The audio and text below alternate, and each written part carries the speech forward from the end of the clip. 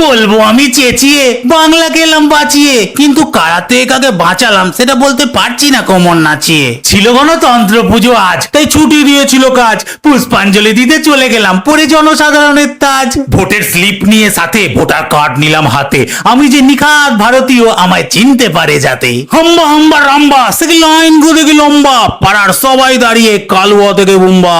Weather ছিল মেঘলা, আমিও দাঁড়িয়ে গেলাম একলা। একজন বললো ওই 100 ওটা নয় রে, এই লাইন পাগলা। সবার লাইন করছে পার, আমাদের ঠিক হচ্ছে না। আর পরে শুনলাম আমাদের যে করে পড়েছে ইভিএমটা কাজ করছে না তার। ঘন্টা দুয়েক পরে লাইন এগুলো যা হোক করে, সে তো দড়ি তুলতেই হুড়মুড়িয়ে লোক ঢুকতে লাগলো জোরে। আমি ঢুকতে গেলাম যেই দড়ি নাপিয়ে দিল সেই, সে তো গলায় দড়ি আটকে গিয়ে যান বেরিয়ে যাচ্ছিল আজকেই।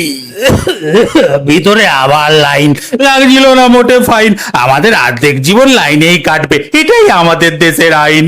একে এত গরমের তাপ, ভিতরে আবার দিতে হচ্ছে ছাপ, সে যেন জমি বাড়ি সব লিখিয়ে নিচ্ছে, সে কি কাণ্ড বাপ রে বাপ। শেষ হলো যখন জেরা, দেখি ইভিএম 3 দিক দিয়ে ঘেরা, ভাবলাম গণতন্ত্র প্রয়োগ করার এটাই সময় সেরা। এবার আমাদের পালা, বন্ধ হোক মানুষকে বোকা বানানোর খেলা। টি করে শব্দের সাথে যেন মিটলো মনের জ্বালা। জয় গণতন্ত্রের জয়।